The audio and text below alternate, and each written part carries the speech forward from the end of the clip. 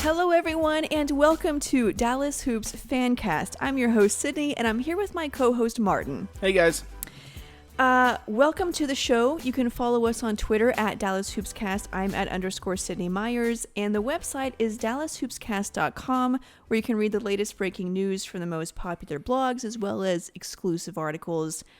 We have a packed show, so I'm just going to start. We're going to do important quotes from Media Day. We're going to do our season predictions, a bold prediction.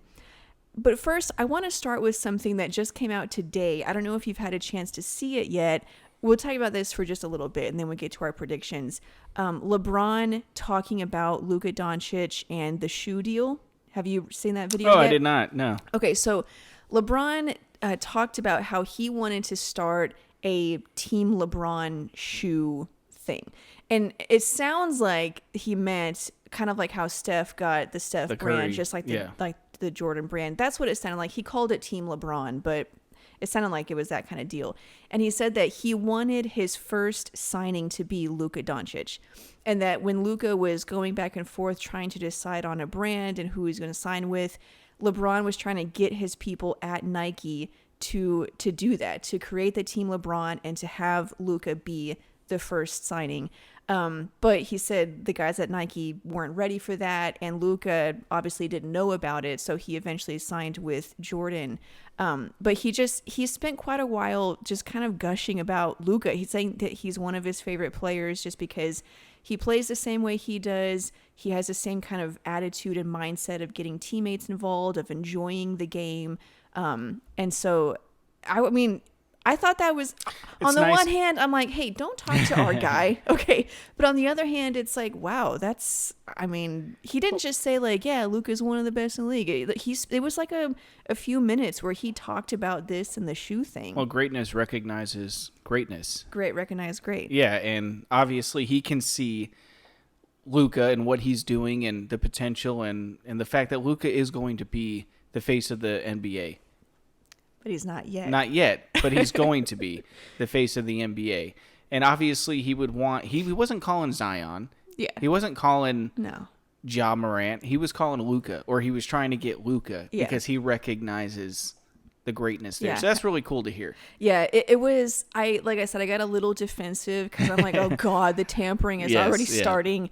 Of course, when LeBron finishes this 2-year deal he just signed, he'll be like 40 years old, or he'll be older. 38, 39. Yeah. And then with his next deal. So, I mean, who knows if he'll even be playing at that time. But it was cool to hear him talk about Luka like that. And, man, I wish Luka had signed with Nike just because I'm not a fan of Jordan brand shoes. I don't like a lot of their new designs. Like, obviously, they have the classics, and those are awesome. But their new designs, they never resonate with me. I never liked them, and I really wish he had signed with Nike. What I don't understand is all these people that are involved with Nike and Jordan and Adidas and all these top shoe brands, and you're telling me none of their groups that are responsible said, hey, we need to get Luka. And we need to give him his own shoe. Yeah. They recognized it with Zion, the great. Yeah.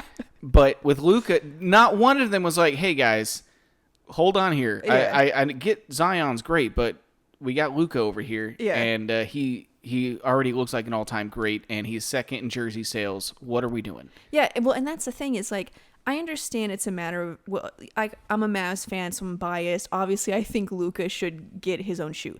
But, you know, what you just mentioned about the jersey sales, that I think shows it's an indication he's bankable. Yes. Like, you would sell that shoe. Like, exactly. If you want to make money, you need to make a Luka shoe. Another problem that I have with the Luka Zion thing, Zion doesn't have that same kind of flash, that same kind of, you know, like Steph. What made Steph so great is he was doing crossover step back threes from 40 feet and walking back to the court when the ball was in the air. Yeah. And that's what made him so popular.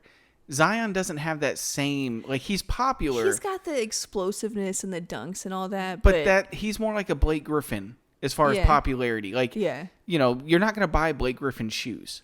Yeah. But you're going to buy LeBron's or Tracy McGrady's or Kobe's. It's the personality. Yes. And the play style. And it's like Luka's got all of that. He's got the flashiness. He's got the worldwide attention, and yet Zion gets his own shoe after 20. I know, and Luka's got to win MVP. He's got to win MVP to get it. What's hilarious is he has a high chance of doing that this year. Yeah. I mean, true. I hope so, because, man, I would buy those shoes. I would, too. I'm not even a sneaker guy. No. Like, I don't have any players' shoes. That's just not what I do. You used to have Durant's. A long time ago. They were given to me. Yeah. But I'm not that. But I would buy Luka's. Yeah. And I would never wear them. I would just have them because they're Luka's. Yeah. I mean, I think that every shoe company, Jordan included, made a huge mistake not signing Luka, and then Jordan by not giving him his signature it's the same shoe. issue with Steph back when he signed with Under Armour, and Nike didn't even know his name. Yeah. So and now look at him. So I think that's the same thing that's going to happen with Jordan. Now, eventually he's going to get his own shoe, and they're going to skyrocket. Well, I think with this video that LeBron made, he clearly still wants to do that. I think Luka's gone after his Jordan deal is up. I think he's signing with Nike. Team LeBron. I mean, that is his favorite all-time player. Yeah. And LeBron hasn't changed, I'm sure he still wants Luka to be the guy that they sign. So I don't know how long this deal is, but I think he's switching to Nike like as soon as it's up. We'll see. I don't want to spend any more time on I didn't want, sneakers. but it was just cool to hear LeBron talk about it. The video is all over Twitter, so you can see it there. But let's get to some important media day quotes. This started actually yesterday, Tuesday. There were interviews with Carlisle and Luka and Josh Richardson, and then today we heard from Jalen Brunson and Dwight Powell. And there were 5 quotes that I thought said a lot about what we can expect this season. So I'm going to say them and then we can discuss them. Okay. So the first one was from Josh Richardson. He said, "Coming here, it's going to be a different look for myself. I think it's a different play style, and I think it fits me more." He talked a little bit more about the fit. But I think that's a really good point of what we can expect from Josh Richardson, because if you look at what he did with Philadelphia, it's not like extremely impressive, but if you look at what he did with Miami, which might fit more what he's going to do here, I think that's a better indication of what he's going to be, and he obviously feels the same way. I agree. I think I don't know how good he's ultimately going to be, but I think he's going to be much better than he was in Philadelphia. I think he'll be more closer to the Miami Heat, Josh Richardson. But I think he'll benefit a lot from playing with Luka, just like a lot of players have. And part of that would be his shooting percentages, because I think he'll have a lot better looking shots, a lot better floor spacing. So when he does drive it, there won't be Al Horford's man and Joel Embiid's man and Ben Simmons' man waiting for him. Yeah. Because you have to guard everybody on the Mavs. So I think he'll thrive. And obviously, I think any player with his style and what he brings, that's why Seth re-signed with Dallas. He left Portland to come back to Dallas because he felt the same way. He thought he played his best basketball when he was in Dallas. Yeah, and then we traded him. Yeah, I think it's understood that Richardson's biggest impact is going to be on the defensive end, just because he's a really good. He'll probably be their best defender. Yeah, guard defender. Their best defender. Yeah. But the offense, I feel like, is still a little bit of a question mark. I'm not really sure how big of an impact he's going to have.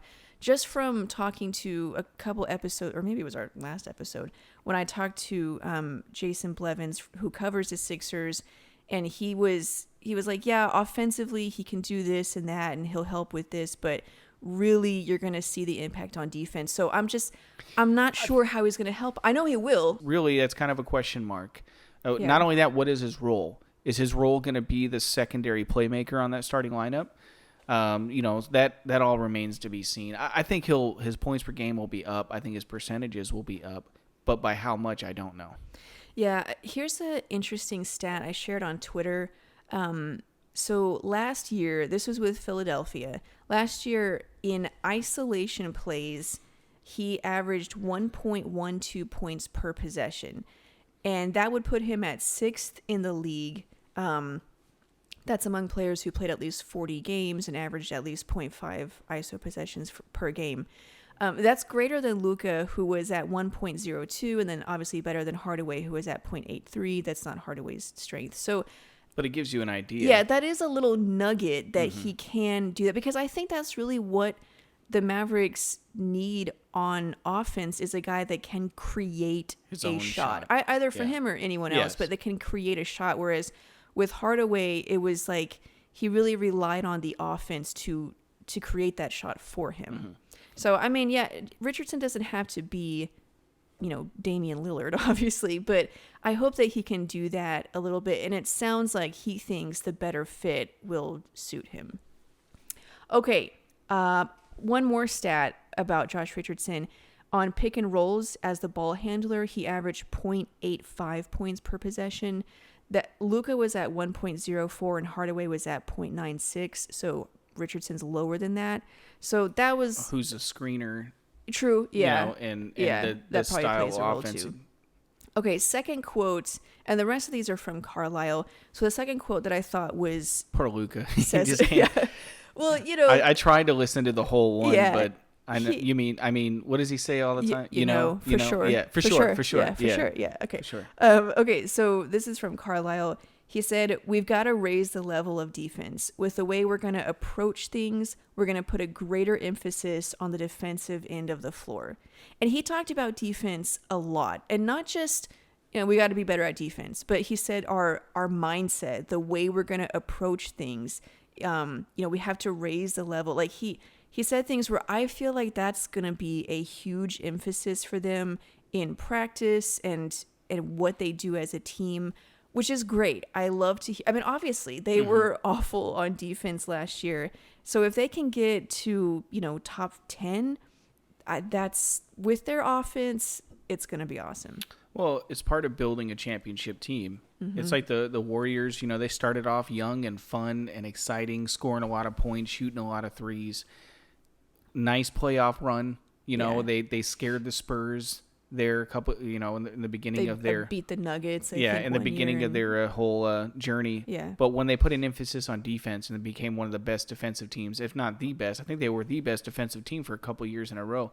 That's really when they started winning championships. Yeah. Carlisle said that he went back and watched the 2011. Yep. Yeah. And he was like, people forget how good that team was defensively.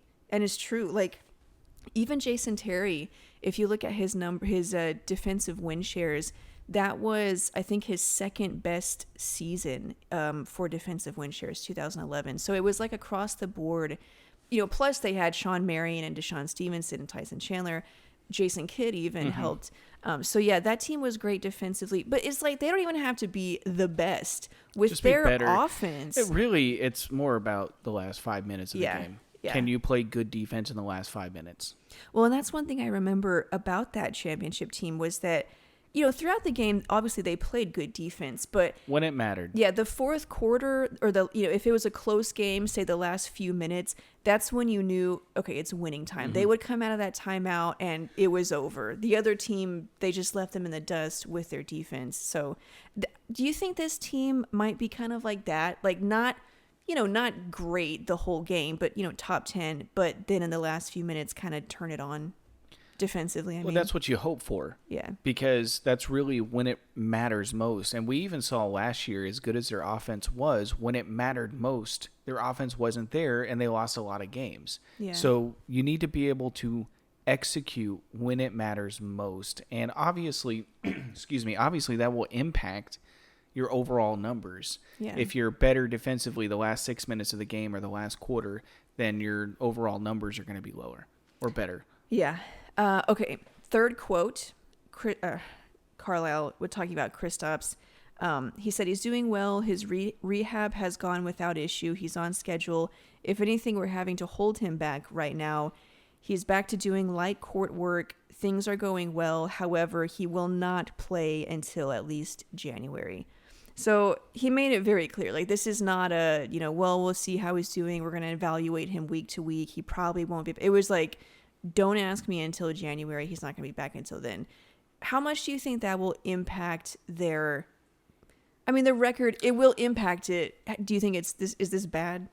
No, I still think he's going to start the beginning of the season. Really? I think that's Carlisle I think clearly internally said. No, what I think he's doing there is stop asking me about it. And this gives Porzingis it takes the pressure off of Porzingis and the Mavs, where internally I think their goal is to get him to start the season. But in case they have setbacks, it's January. Just tell her it's January. They don't want to be asked about it every single day.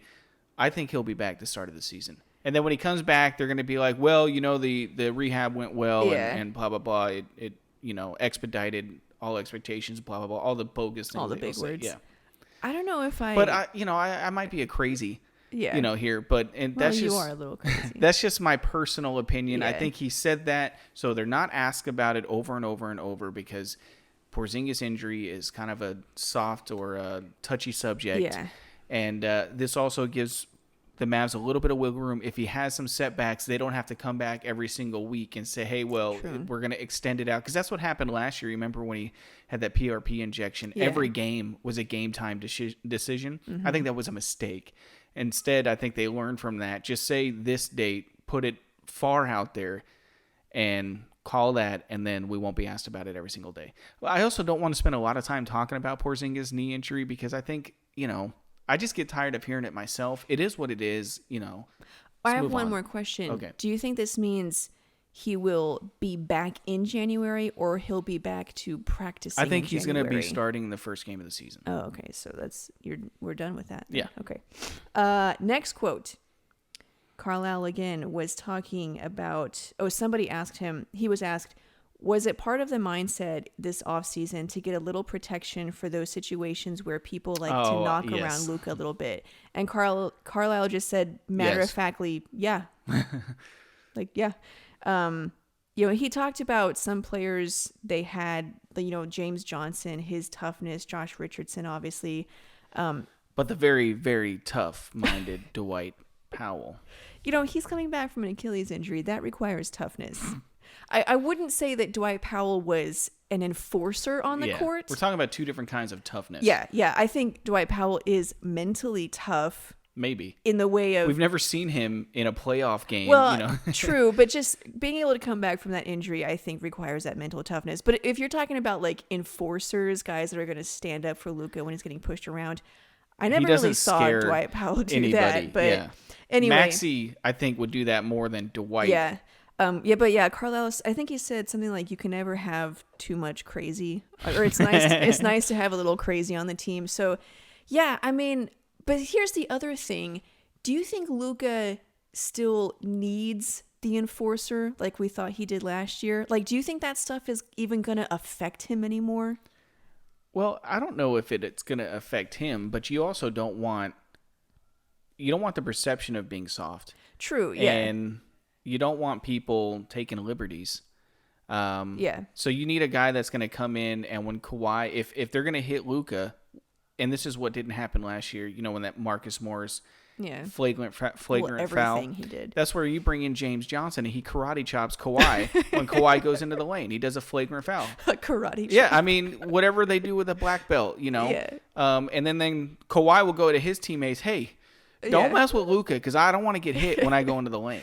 Yeah, I mean, I think that's a good point, is that you don't want it to continue. And that was one thing that kept happening last year was like, it wasn't just, when he would drive, it would happen one or two times. It would start in the beginning. It would continue the entire game. At what point would James Johnson elbow Marcus Morris? He would probably do it anyway. Yeah. Just because. Just because. But why would Marcus Morris not stop if he's not getting hurt, if he's not getting a level? Like, you think he wants to go up for a dunk afraid for his life? Yeah. But he didn't feel that because nobody was doing it back to him. Yeah. So I think that's really what you need, is somebody to say, hey, look, okay, if you're going to do that to our guy, we're going to do that to your guy. Yeah. And nobody on the Mavs did that. That's a good point, because it just kept going. I mean, I remember there was a game, I think, against the Lakers and the Clippers where going into halftime, he's got blood on his head. He's on the ground every time he drives it. And the refs aren't going to call that, apparently. Well, so you need a guy to say, like, that's not going to happen. You're not going to do that. And you hear Luka in the press conferences or after the game talking about,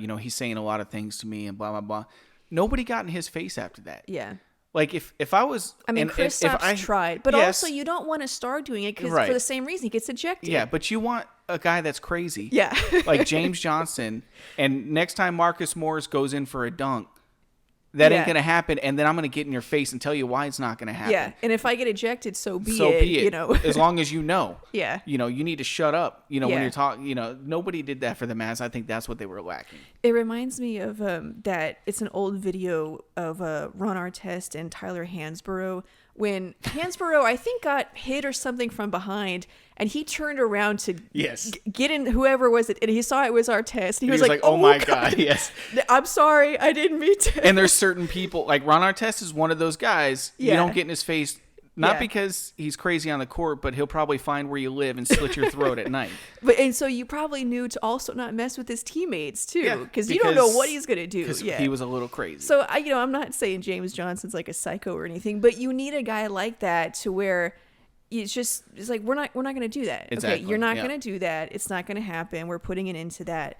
But yeah, so my question would is that going to bother Luka anymore? I don't think that. I don't know if he'll care. Obviously, no one likes getting knocked around, but I don't think it'll get to him mentally like it did last year. I think he learned so much from this playoff experience. Mm-hmm. He learned that, one, nobody can stop him. There is nobody on the planet. Kawhi didn't stop you. That team was built to stop you. They had every great wing defender in the league. They were built to stop you, and you crushed them. Mm-hmm. You embarrassed them. And so I think it told him there's nobody that can stop. As long as I'm focused, as long as I don't get knocked out of my own game, then there's nobody that can stop me. And I think throughout the season that would happen a lot. Yeah. He would get knocked out of his game because, he's 20 years old, and that's what you do when you're playing a 20-year-old that's just better than you. You push him to the ground. Yeah. But now he learned if they push me and they talk to me and all that, if I just stay focused, there's nothing they can do. And I think that's bad news for the league. Yeah, I think last year it was like he thought those things were they were affecting his game, but basically now it doesn't matter what people do. He realized he can still score. Whereas before it was like, oh, they're not calling a foul, or they're knocking me around, or they're, whatever, getting in my head. It's messing me up. Where it's like, no, those things aren't, like, you're letting it mess you up. If you just play your game, you're unstoppable. And like you said, against the Clippers, he averaged 31 points on 50% shooting. Mm-hmm. And that's with Kawhi Leonard, Paul George, Patrick Beverley, all these guys that were meant to stop him. He Marcus straight up, Morris. Marcus Morris doing all of that crap that he did. Mm-hmm. And even that affected Luka, but even then he almost averaged a triple-double. But it didn't affect him the same way. True. After a while, it didn't affect him the same way it did early in the season. All it did was make him want to play better, and to prove that you're not going to stop me by doing these kind of things. Yeah, so I think now it's like all you have to do is play your game, and they can't stop you. So I do think that Luka will handle those situations differently, but you still need a guy that's like an enforcer. Mm-hmm. You need a guy that if you get pushed and you turn around to fight him, you realize who it is. You're like, oh, never mind. I'm sorry, dude. Thing. Yeah. Okay, last quote that I think is pretty important. Carlisle talking about Josh Richardson. He said, "We've been looking for a guy that can guard point guards and be able to score off the ball, or be able to take the ball and let Luka work off the ball. He's a guy from afar that I always thought would be a really good fit with Luka Doncic." Yeah, that's my favorite quote. That was the one, if you didn't bring it up, I was going to bring that one up because I think it just shows that they've liked Richardson for a while. Mm-hmm. And really, when you look at his size, like I said, we talked about he's 6'6", but he plays small.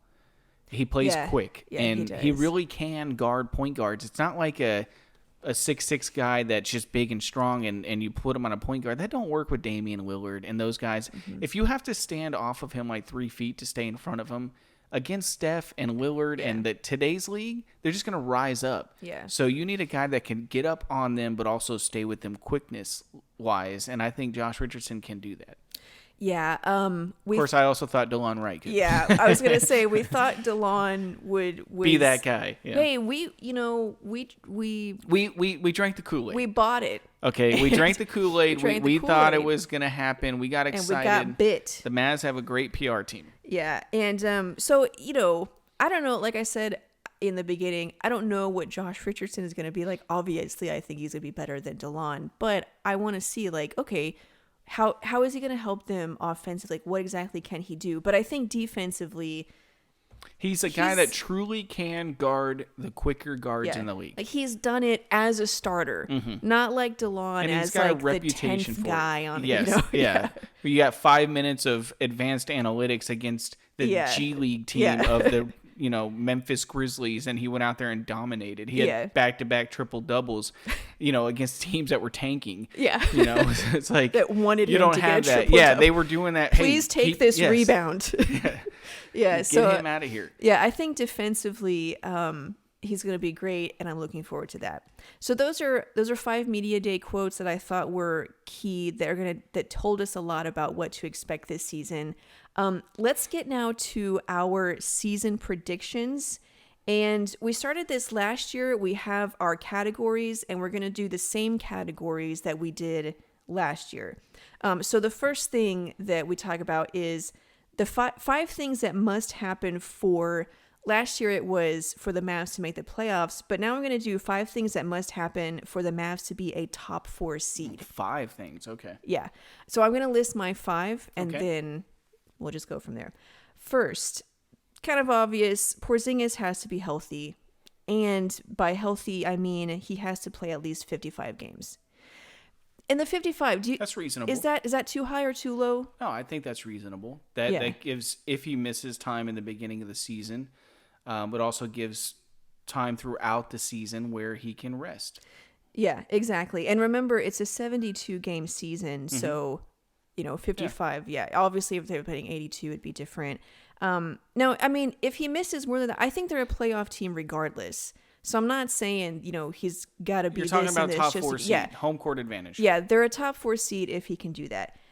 Second, I think Luka really just has to maintain his numbers from last year. I mean, obviously, I think he's going to be better, but if he just maintains, and then if Kristaps can stay healthy with the addition of Josh Richardson, which is going to be another point, I think they're a top 4 seed. I mean, think about the number of games that Kristaps missed and everything that went wrong, and they still were like the 7th seed. And I think at one point could have been like the 5th or 4th for about 5 seed. minutes last year, they were the 2nd seed in the West. Yeah. So, yeah. Literally for about 5 minutes. So. Yeah.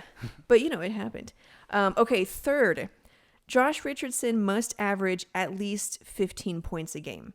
Now, last year with the Sixers, he averaged, I think, 13. Before that, he averaged 16, a little over 16. So 15 is kind of in the middle, and I think that's a good number. With the Sixers, he might have had a little bit too much to do that didn't really fit him, so he struggled.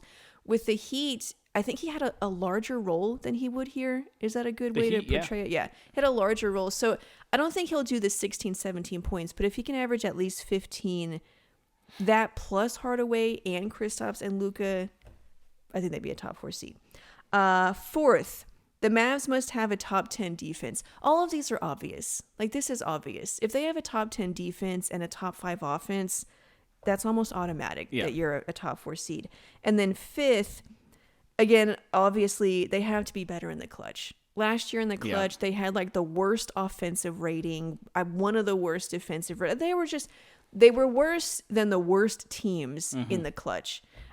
So if they have to improve that, and I think they will.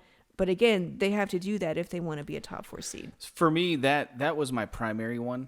Was the clutch play. Yeah, because if you took away the clutch numbers, they would have been a top 4 seed if they didn't lose so many clutch games. That is true. And so even with their lackluster defense, they still would have finished with a much better record. They would have finished ahead of OKC and Houston, but they lost close games to them.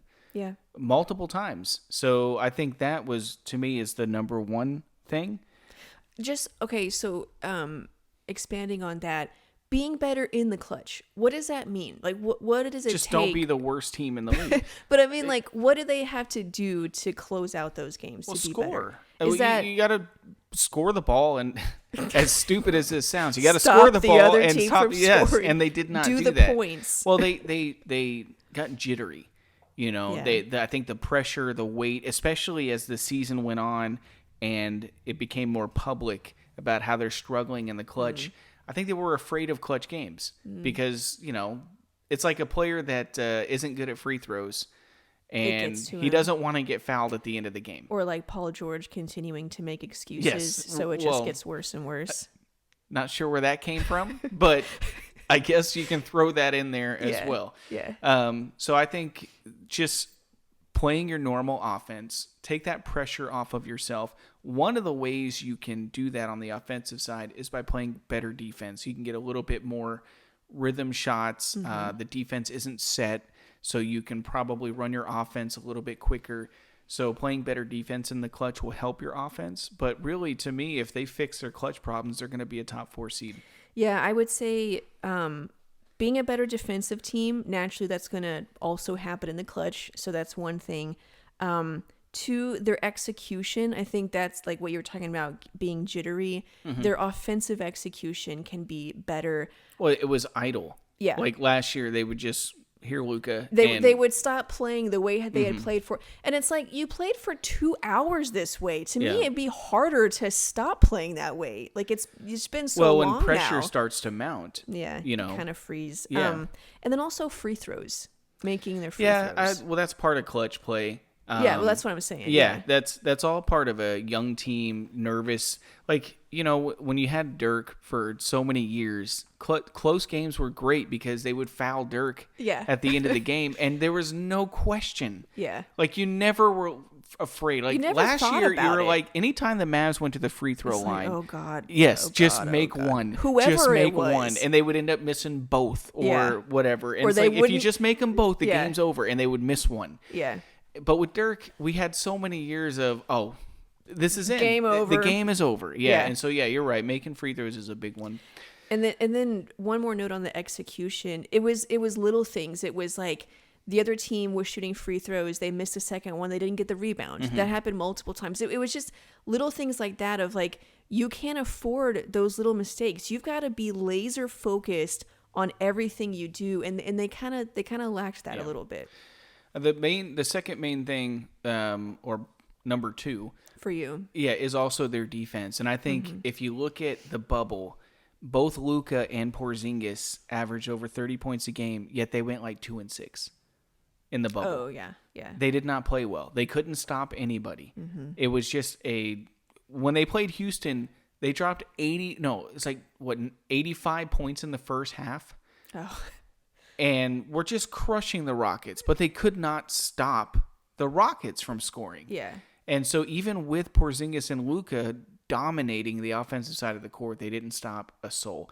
That concerns me a little bit. So I think Josh Richardson is really going to help with that. Hopefully Dorian will be better as well defensively, but they got to be better defensively. They don't have to be top 10 in my opinion. I just think they have to be better. Well, They don't want to. You want to be on the better side of. You want to be above average. Yeah, last year they hovered around 15th to 17th. Now we're talking about top 4, not talking about championship. If they're going to Right. win a championship, they're going to have to be a top 10 defense at some point. okay, But if they're okay. going to be top 4 seed, I don't think they have to be top 10 defensively. Yeah, I mean that's a good point. So yeah, for me, Josh Richardson has to create 20 points a game, whether he scores it or he is Assists. facilitating the offense a little bit. I think he's got to create that. Take some of that workload off of Luka from having to create every basket for the team, because that's really what he did. Every time the Mavericks scored, essentially was Luka initiating something. yeah. Obviously that's not 100% accurate, but you get what I'm saying. So that would be, let's say he averaged 15 points. Is that 5 assists? Around 5 assists, depends on It the doesn't kind have of to be assist. directly. It Yeah. could be like a hockey assist or Yeah, something. But that to me, it's just he's got to create 20 to 25 points. his career average for assists is 3, so it's possible. I also would like to see a rhythm, a chemistry between him, Josh Richardson, and Porzingis. Oh, okay. I think that will allow Luka, when he goes off the court to go to the bench, Josh Richardson and Porzingis can kind of run the show. I'd like to see a little bit of rhythm, because really Porzingis and Luka don't have great offensive chemistry. Yeah, it's weird. It's weird. Like, Maxey will set a screen for Luka, will get the same amount of space as Porzingis, except he'll get the ball, whereas Porzingis won't. And I think a lot of it is because the way the Mavs offense is, like, Porzingis That's is what I there was as a thinking. decoy. Well, and also the layup is a more efficient shot. If he gets it, what I think is sometimes Luka forces it himself, thinking that the pressure, the gravity is going to sway towards Porzingis, and sometimes it doesn't. Sometimes it stays with him. Porzingis has an open shot, and he doesn't get it to him. Yeah. So I would like to see, obviously, better chemistry between those two, but I would like to see a nice chemistry between Richardson and Porzingis, so that way when Luka's on the bench, the offense can continue to flow. That's a good point. The final point is having very minimal COVID. Oh, yes. So, I can't believe I left that out. Yeah. Oh, my gosh. That should be like number one. Well, I mean... Well, it's like Luka said. It's an impact. Yeah, whoever has the least amount of negative tests, they win all the games. Yeah. I mean, that's it, because then you have players out, or they might delay games. But, I mean, basically, if you have the least amount of tests, you're probably going to win more games over the course of the season. What's great about Luka making that comment is, how do you avoid getting COVID? By not going out. Go out. And if he recognizes don't get tests, then he's not going to be out partying. Yeah. Well, he doesn't really seem like that kind of guy. I don't know. I remember we listened to I think it was Mavs Moneyball, where they did the podcast of the draft night when they drafted Luka. Mm-hmm. And there was this idea, not so much from them, but just this overall idea that Luka was a partier. Oh. Yeah, I haven't heard that, though. Me neither, but that was just kind of the idea that was coming out from... Yeah. And it's like, the dude was 18 years old in Spain, who wouldn't party? Yeah. I mean, everything I see on, like, his Instagram stories and his girlfriend's Instagram stories are him playing Fortnite and video games and stuff. With his dog also. Yeah, and watching basketball or soccer. Yeah. So we'll see. I think that will play an impact on their Mavs seeding. If they don't have a lot of positive tests, they can get that continuity. They'll be fine.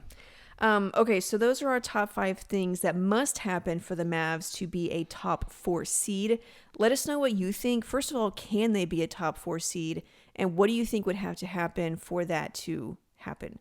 Okay, next prediction thing that we did last year, we'll do it again this year. The player that is most likely to be traded.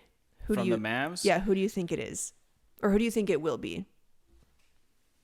I don't, unless the Mavs are offered Giannis, I don't see them doing any trades. Yeah, I really think they like Tim Hardaway. Yeah. And I do too. I don't want to trade Tim Hardaway, but I think his contract and what he gives you, plus a couple of picks, you might be able to get a really nice piece. But if you like him, then keep him. So I don't think the Mavs are going to do any trades unless it's just a no-brainer. Yeah. I don't anticipate any trades either, but my pick would be Tim Hardaway Jr. Yeah, just because of the expiring contract. Yeah. And it's a good size, too. It's $19 million. Yeah, I think it could be really similar to how they got Porzingis. They gave a team a bunch of expiring contracts to get the star that didn't want to be there anymore. Yeah. So if something like that happens this season, let's say Oladipo or... I wouldn't do that for Oladipo. I wouldn't do that either. Bradley Beal. Perhaps. But yeah, something like that. Or, Kawhi wants out of L.A. I don't even know if I would take Kawhi. That was a joke. Paul George, would you take Paul George? Oh, God, no. Yeah, okay. No. Okay, next. How many games until we want Carlisle fired? It's always the first 10 games of the season. I put 15. We usually do because, look, guys, we love Carlisle. He's a top coach in the league. Yeah. But the first 15 games of every season are the most frustrating. And they go 2-7 because he refuses to make adjustments. Do what makes sense. He'll start Dorian at the 2 and Maxey with Powell and Porzingis is the 1 on defense. He does all these weird things. Just do the thing that makes sense. My concern is that we're going to force a Dwight starting at the 5 and Porzingis at the 4. Well, I already think that it's going to be Dwight and Porzingis because of the way I think they want to play Porzingis. But I just can't imagine. I mean, you might be right. Yeah. I just think in today's who is Porzingis going to guard? Karl Anthony Towns. Okay. Well, then who's Dwight going to guard? Whoever else plays for the. Okay. Don't use the Timberwolves as an example. Okay. Use the Clippers. Okay. So Zubats. okay, and then Dwight's going to guard Kawhi because that last year that was Yes. Maxey.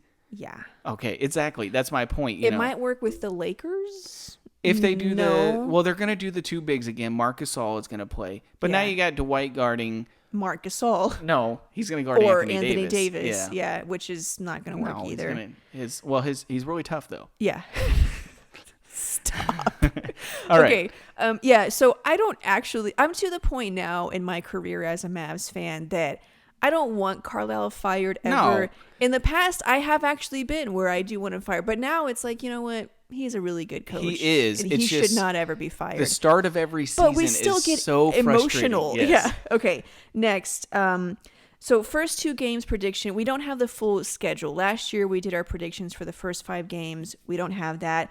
But the first 2 games are at Phoenix and at LA Lakers. What do you think? Win-loss record? It's very possible they can start the season 0-2. It's hard to go on the road on a team's opening night and beat them because, the energy. But I've seen it happen a lot, and the Mavs want to spoil their home opener. Yeah. That happens all the time. The Lakers game depends on if LeBron's going to play. I don't know if there's still this idea that he's going to sit out for the first month. He'll play. Yeah, I don't think he's going to actually He do might that. not play after that, but Maybe. I think he'll play that game. I don't know. There's a high chance they can go 0-2. I would say go 1-1. I don't know who they would win, who they would lose to, but I think 1-1 would be reasonable. 0-2 would even be reasonable. It's hard to go to Phoenix and win on the road. With now with Chris Paul there and Devin Booker now playing a little bit more off the ball. Yeah, they're a better team. I don't want to sound like I have no faith or like I am cynical always, but I would say 1-1. 1-1, yeah. Yeah, beat the Suns, Lose to and the Lakers possibly in lose LA. to the Lakers, and not that the Lakers just won the championship and they got better after they won the championship. So yeah, that I think is going to be a really tough game. But at the same time, stretch. The one thing I will say is early in the season, weird stuff happens. Yeah. Well, that's what I'm saying. Spoiling a team's home opener. Yeah. Maybe it's the Lakers' home opener, too, and we have a chance to spoil that one. Yeah. Well, and also you have some team that starts 8-0 and they finish not even making the playoffs. Mm-hmm. So it's like weird stuff happens. Everyone feels like they're the best team in the league, and that can propel you to wins that you normally wouldn't get. So I'm going to say 1-1. Okay. Okay. Season record prediction. I'm saying 45-27. That's like a 62 what is it? Not it's like that would be like equivalent to about like 51 wins, I think, if my math is correct. The winning percentage is .625. I'm going to say 48-24. Okay. Yeah, I think they're going to be much better. 45-27 I think will be enough for a top. I think that would be the 4th seed. Maybe. I mean, going by the winning percentage. Because remember, it's only 72 games. Yeah. So but my pick is 48-24. Okay. I'm saying 45-27. I'm saying 48-24. I think I'm going to say 45-27. All right, we can do this all night. Okay. All right. One bold prediction. My bold prediction is Kristaps Porzingis will be an all-star. If anyone here listens to the Bibbs Corner podcast, I made this same bold prediction there, and I'll repeat it here. I think that he'll be an all-star, and here's why. Last year, I didn't remember this. He finished 9th in total voting, but he was 7th in fan voting and 11th in player voting. And I know that doesn't sound great, 7th and 11th, but that was... Should have been an all-star. Well, that was in December and January when he was averaging like 17 points a game. Mm-hmm. So the last 5 games in the bubble, he averaged like 29 and 8. So if he can average something like 25 and 9 and they're a top 4 team based on last year's voting, I think he gets in. DeMontis Sabonis got in with 17. Kyle Lowry got in averaging 6 points East, a game. It's or the something East. Stupid like It's that. the East. Yeah. But yeah, okay. That's my bold prediction. I haven't really thought about a bold prediction. I don't know if that one's really that bold. Wow. Yeah, just gonna say Well, that. you throw don't yours have under the. you don't have one at all. I would say so. my bold prediction is that Dorian will ultimately be moved to the bench. That's not really a bold prediction. think it is. Knowing Carlisle, I think it's a huge. It's not hugely a bold prediction. I don't think and it is. James Johnson will ultimately be the starting 4. I think the starting 5 for the Mavs by the end of the season will be Luka, Richardson, Hardaway, James Johnson, and Porzingis. So why James Johnson over Dorian Finney-Smith? I just think it's a better fit. I think it adds a little bit more strength, which the Mavs, if you're doing Porzingis and Dorian and Hardaway and whatever, there's not a lot of strength, not a lot of muscle on that team. And I think James Johnson adds a little bit more muscle, a little bit more strength. He's not going to get bullied by Kawhi or LeBron. He can still guard wings. You'll think he'll be the guy that guards them? Yes. Yeah. Yeah, I think that was one thing, like, with Dorian. He is a really good defender. But, yeah, his frame is a little smaller. So, like, a lot of times you would have Maxey guarding LeBron, guys like that. And my other point to that is when you do play bigger teams, you don't have to change your lineup. Yeah. When you play the Lakers, you can keep James Johnson because he can also guard Anthony Davis. Yeah. And so I think that's why James Johnson ultimately, in my opinion, should be the opening day starter. I'm not saying he's a great player, but I just think for the fit and what the Mavs are trying to do, James Johnson should be the starting 4, Porzingis the starting 5. He can guard Anthony Davis? Really? You think so? Better than Dorian?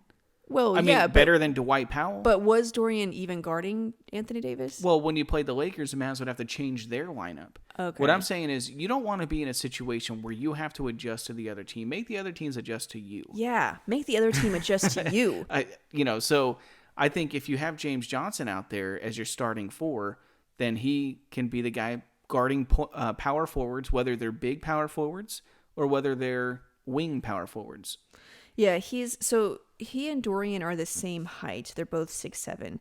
But Dorian, at least he's listed as weighing 220 pounds compared to James Johnson, 240 pounds. Yeah, it's an extra 20 pounds. That's a lot. Muscle. First of all, 220. I'm 230. I know that is really fat. Well, that's all muscle, though. Yeah, right. It's all gut. You're a very muscular... Just let's stop. Okay. So anyways, but stretch me out to 6'7", and I'd be a pencil. Okay. That's a really weird analogy. Can we edit that out, or are we just going to roll with that? No, I'm going to leave that one in there. So, yeah, it's 220 to be 6'7" is a really skinny guy. And I think that 20 extra pounds helps you with the strength. Kawhi's not going to push you around. You don't have to change your lineup. Yeah. And if he does get switched on a guard, he can hold his own. Well, that's why guys like LeBron are so, because they're so big and strong. Yeah. That's one reason why I wanted Jay Crowder, because he's a lot like Dorian, but he's just bigger and stronger. Yeah. And so James Johnson, kind of the same thing. I mean, I think you're right in terms of fit. I think it makes a lot of sense. Now, Carlisle loves him some Dorian. And is he actually good enough to make that fit work outside of just the physical part of it? Like, can he actually do that? You can go to you can go to LA or Oklahoma City, Phoenix, Boston, and they know who James Johnson is. Fans, casual fans, know who James Johnson is. Nobody's going to know Dorian. You don't think that's just because he played in Miami? No. I think he's got a reputation. He's a quality player. I think he's a system guy. He's got to be right in the right system for him to be really effective. And again, I'm not saying he's a great player. I just think he is a better, and I don't even know if he's even better than Dorian as a basketball player. Yeah, I was going to say Dorian has a better defensive box plus minus. It's just the fit. And more defensive win shares. It's just how many minutes did James Johnson play last year and what team? True. 2,120. Anyways, that wasn't my point. My point wasn't to compare them as players. No, you're right. It's more of the fit. Yeah. Dorian is probably a better player, but as far as the fit, I think James Johnson is a better fit for the Mavs starting lineup. Okay. I think my bold prediction was better. Yes, I forgot we were still on that. We've been talking about that for so long. Okay, what's next? MVPs? Sure. That's actually all I had, but we can talk about MVPs. Okay, well, who do you think's going to win MVP? This is my show, but whatever. Oh, I thought it was ours. It is our show. That was a joke. I didn't feel like a joke. It was a joke. Kind of hurt. Because you always make that joke. don't ever 'Cause- recall making that. No, you do. Because I think you're just making we're stuff up. both talking, and then you're like, well, it's your show. And I'm like, no, it's our show. And then you're like, what did you want to talk about? Oh, yeah, MVP. Yeah. Fire away. Shoot it at me. You go first. Oh, what are we doing? Who do you think is going to be the MVP of the league? I didn't thought that Luka. was obvious. Okay. Actually, I don't know. I Wow. guess I mean, what would be the top 3 finalists? Giannis, LeBron? I mean, do you think LeBron is still a finalist at this point? He's always a finalist. He's always a every year, yeah. finalist. Damian? I mean, if they make strides in their record, he should be considered. My pick, and I don't think it's going to be because he's the best player or because he even has the biggest impact, but because there's a narrative out there. Oh, the narrative. My pick is Anthony Davis. Yeah, you know I think what? they're gonna make him MVP. Yeah. Because they've been talking about the greatest player ever, Anthony Davis, Well, the greatest he's better power than forward Dirk. ever, Yeah. Anthony Davis. And so I think they're gonna make him MVP. They're gonna find a way. Okay, you know what? You're right. I think he'll be a top finalist. I think it'll be Luka, Davis, and Giannis. As Oh, the top actually, 3. I think Giannis. Will Kevin Durant be in there? He might be. I think Giannis is not going to win it because it's going to be like the Harden effect. At some point, you got to do it in the It's playoffs. hard to win it that many years in a row. Yeah, if he won the championship this year, next year he'd be right back as the Yeah, final. You can't yeah. continue to win MVP if you don't deliver in the playoffs. Yeah. So, and it's not fair, but it's just the way it is. It is So what it is. Harden technically should probably win it every year in the regular season because let's be honest, he's averaging like 35 points a game, Yeah. 11 assists. You know, team's always good, but because he hasn't won in the playoffs, they just don't give it to him. Okay, so I'm going to say top 3 finalists are Luka, Davis, and There's really not a lot of players out there. okay, yeah. You know what? Davis might win it. I think it's going to Anthony be between Davis. Luka and Davis, and I think they're going to be like, well, Luka's going to be there every year. Is there any scenario where Luka wins MVP this year? Oh, I think there's a really high chance he wins it. What would have to happen for that? They got to be a happen? top 4 seed, and he's got to put up the numbers he put up last year. I think they'd have to be a top 2 seed. Nah. I mean, nah. I think a top 4 would be fine. I don't think that's good enough. Because, I mean, think about Well, it. if he wants to, if they got the top seed, he's undoubtedly the MVP of the Yeah, league. I mean, usually it goes to the best player on the best team. Yes, but if So- the best player is, if it's between Giannis, Harden, LeBron, it's going to go to Luka because, you know, Giannis, you can't give it to him again. Okay. Harden, you can't give it to him again. And LeBron, I mean, come on, just die already. Just retire, you know, for crying out loud. So it's going to go to Luka. Okay. What do you think are the odds that Luka wins MVP? Man, I don't know how all the odd things work, but I think it's really, he's a top 3 guaranteed finalist. There's a 50% chance that he gets MVP. I like it. Fist bump. Was there anything else you wanted to talk about on your show? No, this is dragging on and I'm starving. Literally, you were the one that wanted to bring up another topic. You brought up the MVP thing. Well, I thought we should discuss it. And we did. Do you feel better now? I do. Okay, good. I'm going to shut you up. You're not going to edit any of this out, are you? I don't think so. Oh, wow. Okay.